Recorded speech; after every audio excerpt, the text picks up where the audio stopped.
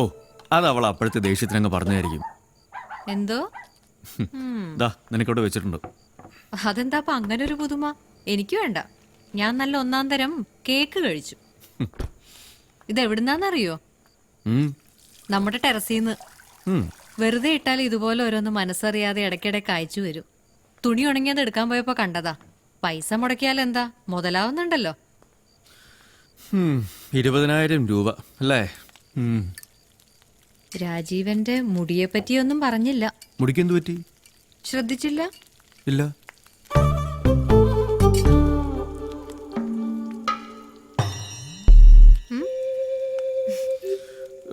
നന്നായിട്ടുണ്ട്. ചുമ്മാ. സത്യമായിട്ടും വയലറ്റ് ആണോ? അല്ല, റെഡ്. ഗോൾഡൻ വേണോന്ന് അവര് ചോദിച്ചതാ. ഞാൻ പറഞ്ഞു ഇത് മതിയെന്ന്. അതേതായാലും എന്തും കൊണ്ടും നന്നായി. രാജീവിന് ഇഷ്ടപ്പെട്ടില്ലെങ്കിൽ അപ്പോഴേ കഴുകിക്കളയാൻ ഞാനൊരു റിമൂവർ വാങ്ങി വെച്ചു.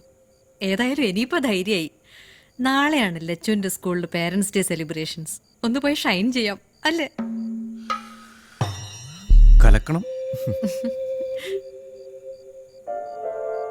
ഇന്റർവ്യൂവിന് തോറ്റതിന് എന്നോട് ദേഷ്യമുണ്ടോ? ഓപ്ര വിൻഫ്രി വരെ അവരുടെ ആദ്യത്തെ 5 ഇന്റർവ്യൂ തോറ്റിരിക്കുന്നു. അതാരാ? അത് മട്ടാഞ്ചേരിയിലുള്ള ഒരു സ്ത്രീയാ. പക്ഷേ ഇനിയിപ്പോ എനിക്കും പോകാൻ പറ്റുമെന്ന് തോന്നുന്നില്ല. അതെന്താ? രാവിലെ നമ്മുടെ വണ്ടി ഒന്ന് ആക്സിഡന്റ് ആയി. അയ്യോ. പതുക്കെ ഒരു പയ്യനെ ഇടിച്ചു. അവൻ ആശുപത്രിയിലാ. ഞാനിന്ന് അവിടെ ആയിരുന്നു. എന്നിട്ട് രാജീവിന് എന്തെങ്കിലും പറ്റിയോ? എനിക്കൊന്നും പറ്റിയില്ല.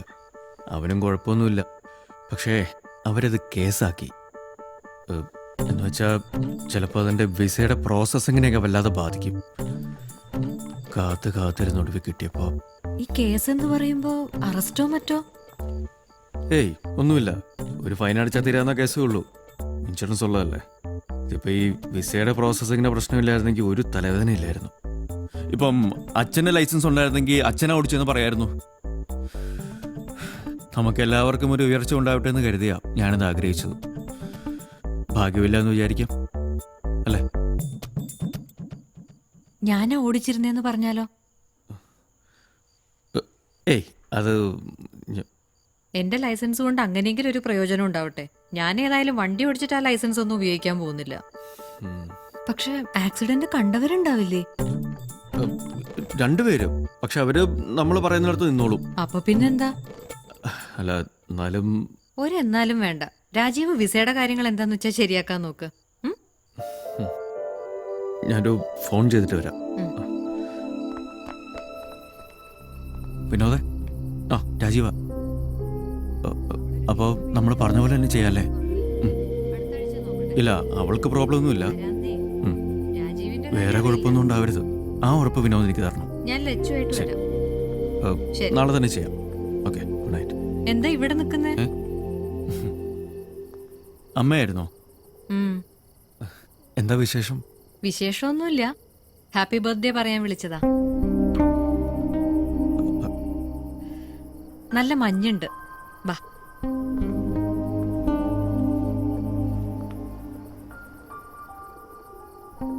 ഇന്ന് രാവിലെ 10:30 നിരുപമ രാജീവിനെ സൺറൈസ് ഹോസ്പിറ്റൽ അഡ്മിറ്റ് ചെയ്തു. എന്തിന്? അവരുടെ മോളുടെ സ്കൂളിലെ പേരൻസ് ഡേ ആയിരുന്നു. ഷട്ടിൽ കോമ്പറ്റീഷൻ അവരും ചേർന്നു. തുടങ്ങി ഒരു 20 മിനിറ്റ് കഴിഞ്ഞ് നേരെ ഹോസ്പിറ്റലിലേക്ക് കൊണ്ടുപോകായിരുന്നു വിത്ത് ഹൈ BP. ഇവരെ പോലുള്ളവരൊക്കെ എന്തിനാ ഈ ഷട്ടിലൊക്കെ കളിക്കാൻ പോകുന്നത്? വല്ല നാരങ്ങ സ്പൂൺ പോലുള്ള കളിക്കൊക്കെ പോയി ചേർന്നാ പോരെ? എന്നിട്ട് anything serious? Nothing sir. ECG നോർമലാണ്. പിന്നെ ഷുഗറും കൊളസ്ട്രോളും നേരത്തെ ഹയർ സൈഡ് ആയിരുന്നുകൊണ്ട് റൂട്ടീൻ ചെക്കപ്പ് കഴിഞ്ഞ് നാളെ ഡിസ്ചാർജ് ചെയ്തോളൂ. കാര്യങ്ങൾ അപ്പം അറിയിക്കാൻ ഡോക്ടറോട് പറഞ്ഞിട്ടുണ്ട്. നാളെ ഡിസ്ചാർജ് എന്ന് പറയുമ്പോൾ മറ്റന്നാൾ 10 o'clock. Sir. Inform the commission and all concern. Sir.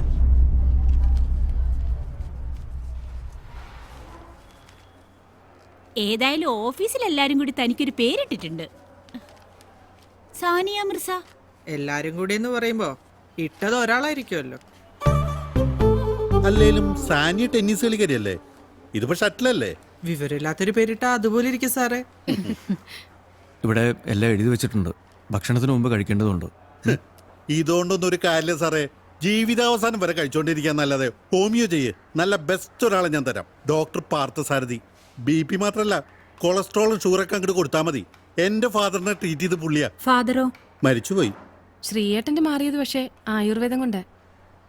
Doctor വരുമ്പോഴേ ഷട്ടിൽ കളിച്ചതിന്റെ ആണോന്ന് ചോദിക്കണം. ചിലർക്ക് ഡൈ ചെയ്തതിന്റെ റിയാക്ഷൻ ആയിട്ട് ഇങ്ങനെ വരാറുണ്ട്. ആ ലൈസൻസ് സബ്മിറ്റ് ചെയ്യണം. ഞാനിന്ന് കൊണ്ടുപോയി കൊടുക്കട്ടെ. രാത്രിയിൽ ഇപ്പോൾ ഞാൻ വന്ന് കിടക്കണമെന്നുണ്ടെ ഭക്ഷണമൊക്കെ ക്യാൻറ്റീനിൽ നിന്ന് കൊണ്ടുതരും. കഞ്ഞി മതിട്ടോ. വേണമെന്നില്ല, നാളെ വന്നാ മതി. അമ്മയോട് തൽക്കാലം പറയണ്ട. ഞാനിപ്പോൾ എന്നാ ഞങ്ങൾ ഇറങ്ങാം. വീട്ടിലെത്തിയിട്ട് വിളിക്കാം. ശരി. ഈ ആയുർവേദ ഹോമിയൊന്നും എനിക്കറിയില്ല. ചേച്ചി പറ്റുകയാണെങ്കിൽ ഇതൊന്ന് വെറുതെ നോക്ക്.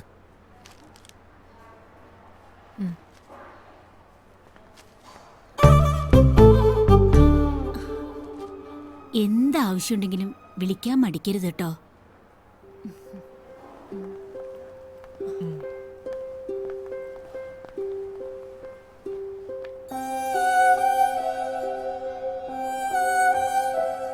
വീട്ടിൽ ചെന്നൊന്ന് കുളിച്ച് ഡ്രസ്സ് മാറിയിട്ട് ഞാനിങ്ങ് വരാം.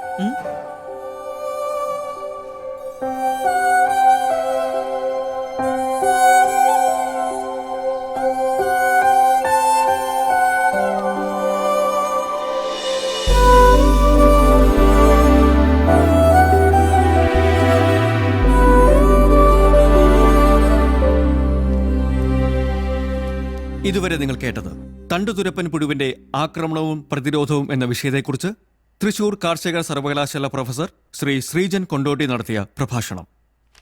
അല്പസമയത്തിനകം മലയാളത്തിൽ വാർത്തകൾ ഡൽഹി റിലേ.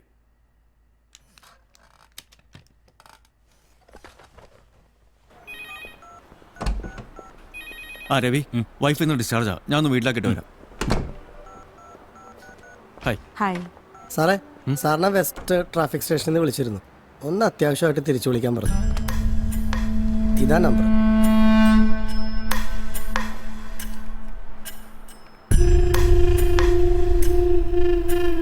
ഹലോ സാർ, ഞാൻ രാജീവ് നാരായണൻ. എന്നെ സ്റ്റേഷനിൽ നിന്ന് വിളിച്ചിരുന്നു എന്ന് പറഞ്ഞു. അതെ. ഉവ്വ്.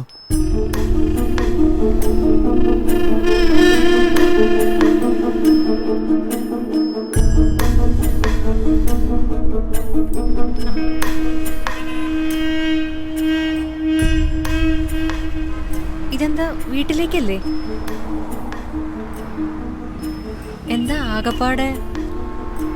ട്രാഫിക് സ്റ്റേഷനിലേക്ക് വിളിപ്പിച്ചിരിക്കുക.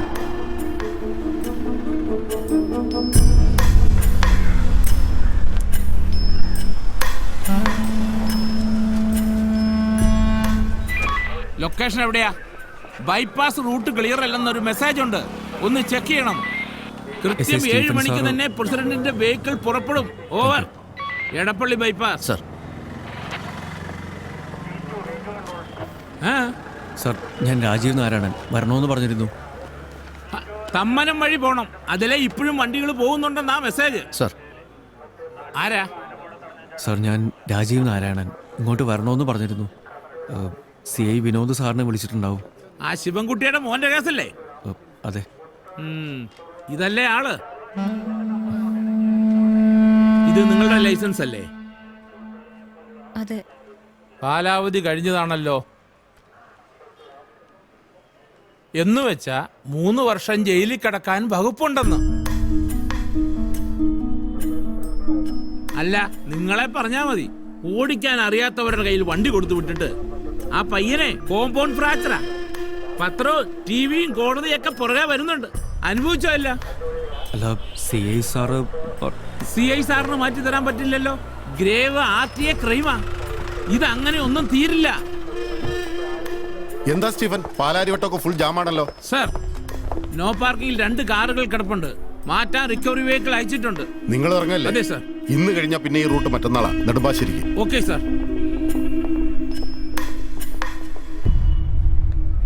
എനിക്കറിയായിരുന്നോ? നിനക്ക് എന്തെങ്കിലും അറിയാവോ?